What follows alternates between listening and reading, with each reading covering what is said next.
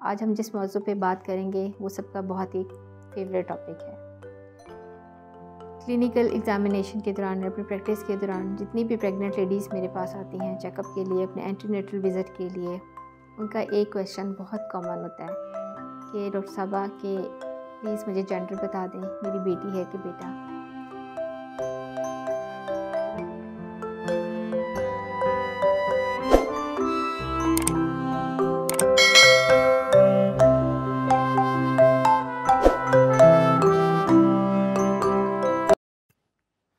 अस्सलाम वालेकुम and hello for everyone. मैं doctor Rabia Naeem, consultant gynaecologist and obstetrician, doctor Rabia Naeem clinic के फोरम से आपसे बात कर रही हूँ। आज हम जिस मौजू पे बात करेंगे वो सबका बहुत ही फेवरेट टॉपिक है। क्लिनिकल एग्जामिनेशन के दौरान, अपनी प्रैक्टिस के दौरान जितनी भी प्रेग्नेंट लेडीज़ मेरे पास आती हैं चेकअप के लिए, अपने एंटीनेटल विज़िट के लिए, उनका एक क्वेश्चन बहुत कॉमन होता है कि डॉक्टर साहबा कि प्लीज़ मुझे जेंडर बता दें, मेरी बेटी है कि बेटा। तो मैं आपको ये बताऊं कि अल्ट्रासाउंड के ज़रिए जो हम जेंडर सिलेक्शन करते हैं कि बेटी है या बेटा, ये तकरीबन 99% ठीक होता है, क्योंकि हम उसका इमेज देख रहे होते हैं। बेटे का इमेज देख रहे होते हैं कि उसमें हम उसका स्क्रोटल का इमेज, पिनाइल का इमेज, और बेटी में भी उसके विजाइनल या उसके वल्वा का इमेज देख के आपको बताते हैं कि आपकी बेटी है या बेटा है। लेकिन अपनी प्रैक्टिस के दौरान या अपने यूँ कहें कि अपने 16 साल के एक्सपीरियंस के दौरान बहुत सी चीज़ें मैंने ऑब्ज़र्व की हैं, जिसके अंदर के अगर फ़ीमेल प्रेग्नेंट होती है, अगर उसके पेट के अंदर बेटी है तो उसके अंदर क्या अलामत ज़ाहिर होती हैं, और उसका बेटा है तो क्या अलामत ज़ाहिर होती हैं। इसकी बेसिक वजह उसके वो हार्मोन्स होते हैं जो रिलीज़ होते हैं, क्योंकि जो बेबी गर्ल होती है उसके अंदर ईस्ट्रोजन बन रही होती है, उसकी ओवरीज, और बेटे के अंदर उसके अंदर टेस्टोस्टेरोन, एंड्रोजन हार्मोन्स बन रहे होते हैं। अगर बेटी है तो ईस्ट्रोजन माँ के खून में शामिल होती है, और इसी तरह एंड्रोजन या टेस्टोस्टेरोन भी माँ के खून में शामिल होकर अपनी अलामत देता है, अपने साइन एंड सिम्टम्स देता है, जिससे हम गेस कर सकते हैं कि ये उसको बेटी होगी या बेटा होगा। वो कि ये 100% नहीं है, लेकिन फिर भी इन जितनी भी अलामत है इनकी सेंसिटिविटी कहा जाए तो 70% तक वो ठीक ही होती है। सबसे पहले जब फीमेल प्रेग्नेंट होती है, अगर तो उसके अंदर प्रेगनेंसी में वो फीमेल बेबी है, तो ये देखा गया है कि उसको जो मॉर्निंग सिकनेस होती है, जो सुबह उठ के पेशेंट को जो उल्टियाँ आती हैं, वॉमिटिंग होती है, दिल ख़राब होता है, कमज़ोरी कहना कि सुस्ती रहना, ये बेटी वाली माँ को ज़्यादा होती है। बेटों की निस्बत बेटों वाली माँ को ये वाले सिम्टम्स बहुत कम होती हैं, लेकिन उसकी इंटेंसिटी इतनी ज़्यादा नहीं होती जितनी कि बेटियों की माँ को होती है। दूसरा, जिस फीमेल की बेटी होती है उसकी स्किन हमल के दौरान देखा गया कि ज़्यादा ऑयली हो जाती है, ग्लोइंग हो जाती है, उसका कलर चेंज इतना नहीं होता।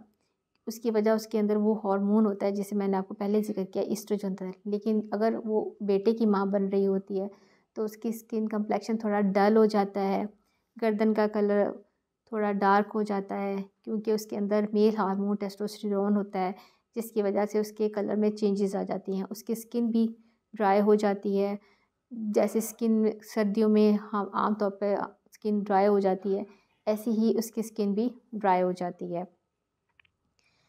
तो आगे चलें तो उसके बालों को देखें तो अगर बेबी गर्ल हो तो फीमेल के या तो बाल गिरना शुरू हो जाते हैं या फिर नॉर्मल रहते हैं, या वो कहती है कि मेरे बालों का टेक्सचर सिल्की हो गया है, बारीक हो गए हैं।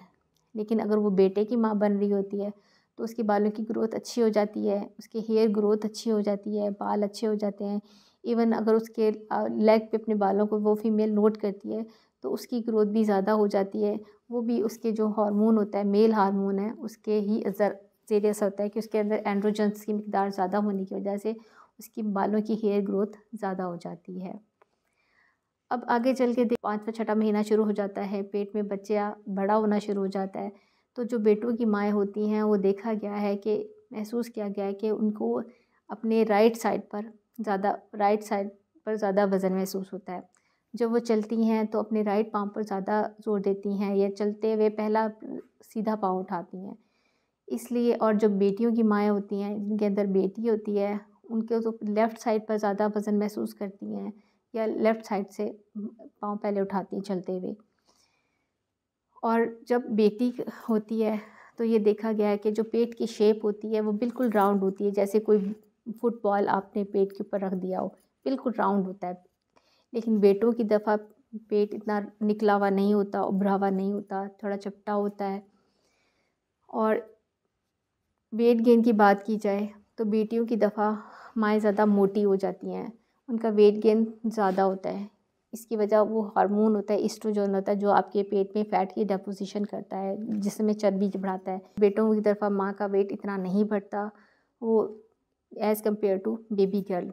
लेकिन बेटों की दफ़ा माँ एक्टिव होती है, अपने हर काम एक्टिवली करती है, पाँव घसीट-घसीट के नहीं चलती, एक्टिवली चलती है। तो इससे भी लोग अंदाज़ा कर लेते हैं, या आप अंदाज़ा कर सकते हो कि आपके हमल के दौरान इस दफ़ा बेटी होगी या बेटा होगा। जब आप अपने डॉक्टर को एग्ज़ामिनेशन करवाने जाते हो, अपने बच्चे की फ़ीटल हार्ट चेक करते हो। नॉर्मल जो बच्चे की फ़ीटल हार्ट होती है वो 120 से 160 या 120 से 160 के दरमियान होती है। जो बेटियों की फ़ीटल हार्ट होते हैं वो आम तौर पर देखा गया है कि 140 से 160 के दरमियान होते हैं। लेकिन जो बेटों की फ़ीटल हार्ट होते हैं वो नॉर्मल 120 से 140 के दरमियान होते हैं।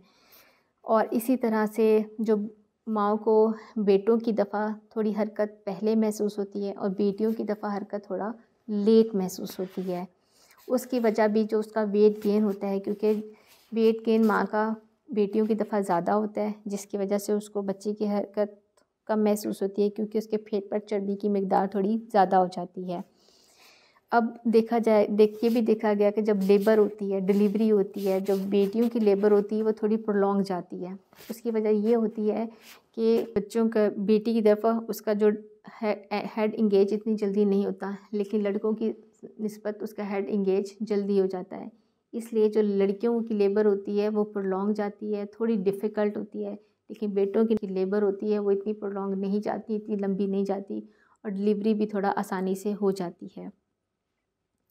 ये बहुत सी इस तरह काफ़ी सारी अलामात हैं जिससे हम बता सकते हैं कि उसको बेटी होगी या बेटी होगा। वो कि इनकी कोई साइंटिफिक इतनी रीज़न नहीं है, लेकिन देखा गया है कि इनकी मतलब इन सारी अलामात से ये जान पाते हैं कि आपके पेट में बेटी है या बेटा है।